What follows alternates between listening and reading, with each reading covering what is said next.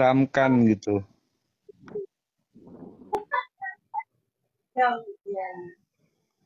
Iya, tadi coba nggak makan lemon tart. Bang Yohanes mute dulu.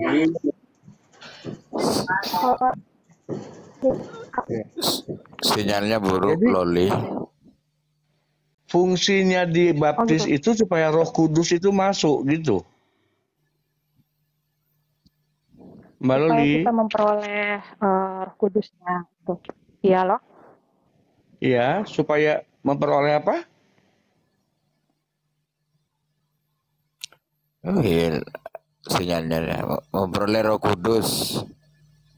Memperoleh Roh Kudus. Jadi bingung. Roh Kudus itu bentuknya apa dan seperti apa gitu. Gimana? Jadi berubah seperti apa itu umat itu yang sudah dibaptis itu setelah ada Roh Kudus itu? Kalau kita mau mempelajari Roh Kudus lagi itu sebenarnya ada beberapa materinya, Pak. Cuman aku kan nggak expert banget ya, cuman yang sepahaman saya aja gitu. Kalau emang mau Iya, yang paham setahu lebih, aja, seputar setahu Mbak Loli aja. takut ini sih takut salah juga di sini, takut ada pendeta. Gak apa-apa, nanti pendetanya suruh datang ke sini diskusi sama kita. Iya. Iya. Kalau dia nggak paham, jangan dipaksa juga untuk menjabarkan. Iya, gitu maksudnya. Silakan Ustaz. Oh iya, maaf. Ini sebelum orang-orang kawin dibaptis atau setelah kawin?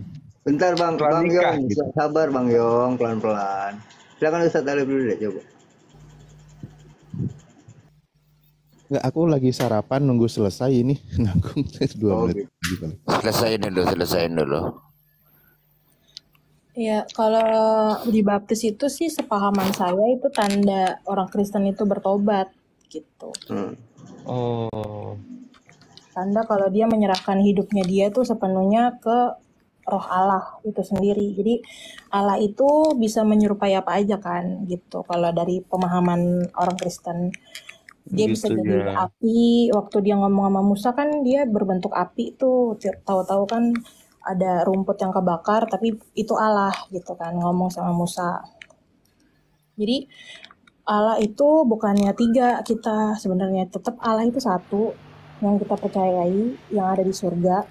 Cuman cara dia berkomunikasi sama manusianya itu ada 3 cara gitu. Roh Kudus itu bertugas untuk selama kita masih hidup di dunia. Sebagai penuntun, sebagai penolong, kayak ngasih suara-suara yang baik gitu. Kan ada tuh suara-suara yang nggak baik kayak suara bisikan setan atau apa. Kalau ini Allah berfungsi berkomunikasi sama kita melalui rohnya, itu memberikan kita kata-kata yang baik gitu, bisikan-bisikan yang baik. Jadi 3 tapi 1 ya, Mbak Loli bisa dengar suara Tuhan gitu? Bukan suara Tuhan kayak hai Dela gitu-gitu, hai Priscilla, hai Lollipop gitu-gitu, enggak gitu. Cuman kayak kata hati yang baik aja gitu, Pak. Kan ada suara hati yang baik. Gitu. Jadi Mbak Loli ini 3 tapi 1 kan, Tritunggal gitu ya? Iya, cuman Tritunggal itu menurut saya sih kayak caranya Allah aja berkomunikasi sama kita. Jadi gini Mbak, 3 tapi 1. Iya. Berarti satunya yang mana? Satunya Allah Bapa. Allah Bapa. Yesus? Yesus itu kayak jembatan Siratul Mustaqim orang Kristen, Pak. Enggak, saya enggak berbicara itu, Mbak. Yang saya tanya, Yesus ini apa gitu? Allah Bapa juga dia atau apa?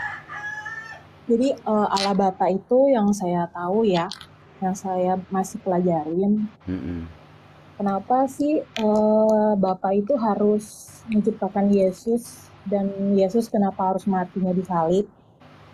Kenapa dia pas datang ke bumi itu dia harus diolok-olok, dia harus mengakui dianya itu Mesias.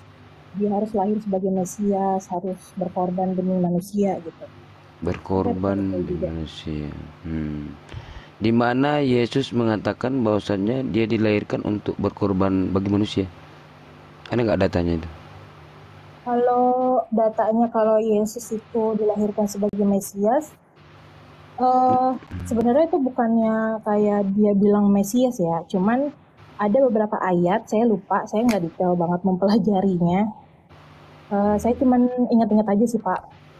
Jadi gini, bisa mungkin Anda baca dan itu pun tidak ada, walaupun Anda mau cari nggak ada. Tidak ada Yesus menyatakan, bentar dulu Mbak, gantian. Tidak ada Yesus menyatakan bahwasannya dia dilahirkan untuk menebus dosa Adam dan dosa waris. Nggak ada. Nggak ada pernyataan Yesus. Nggak ada. Nah sekarang jangan dulu ke situ. Saya cuma mau tanya, Bapak ini, Yesus ini kan utusan. Yohanes 17 nomor 3. Inilah hidup yang kekal itu, yaitu bahwa mereka mengenal Engkau satu-satunya, bukan dua-duanya, bukan Tritunggal, bukan Duinatur, bukan 100% Tuhan, bukan 100% manusia.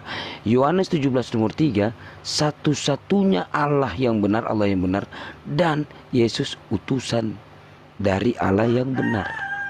Nah sekarang saya tanya, Tritunggal ini Yesus tak pernah mengajarkan tentang Tritunggal gitu loh. Makanya saya tanya ke Mbak, menurut doktrin Bapak-bapak gereja, Yesus ini apa gitu loh? Menurut pemahaman saya, kalau emang saya ada kayak keliruan itu bisa ditanyakan sama pendeta-pendeta yang lain. Cuman kalau dari speknya saya sih, yang saya tangkap, Yesus itu kayak Allah tuh pengen menciptakan sebuah karya keselamatan. Itu yang kita pelajari ya Pak. Jadi karena kan perjanjian lama itu ada Sodom dan Gomora, ada pokoknya dari Adam dilahirkan, diciptakan gitu, sama Hawa diciptakan, itu manusia terus bertambah kan Pak, bertambah terus makin berbuat dosa.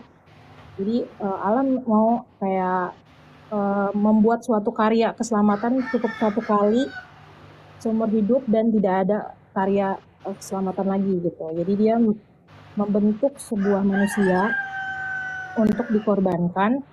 Jadi rohnya dia ada di perutnya Bunda Maria, menjadi manusia sama kayak kita.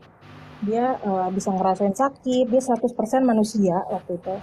Tapi di dalamnya itu ada roh Allah. Roh Allah itu sendiri, roh Bapa itu sendiri ada di dalam Yesus. Oke. Jadi begini, Mbak tadi mengatakan bahwasannya Allah Bapa ini yang mengutus dia untuk mengorbankan.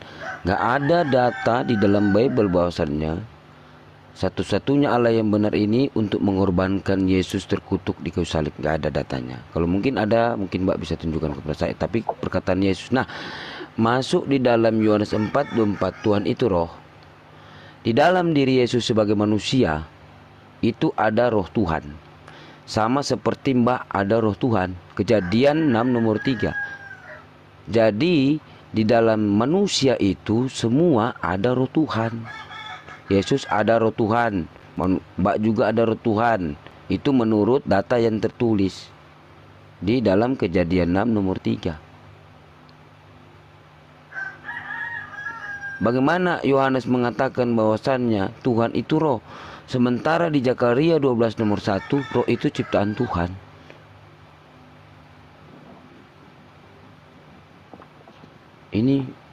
Ini firman Tuhan bagaimana ini Mbak? Kalau Mbak mengatakan itu, maaf kata ya, kalau di situ dikatakan firman Tuhan Zakaria 12 nomor 1 roh itu ciptaan Tuhan. Yohanes 4:24 datanglah Yohanes mengatakan Tuhan itu roh.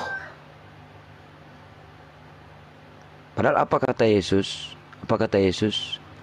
Aku memiliki kesaksian yang lebih penting daripada kesaksian Yohanes.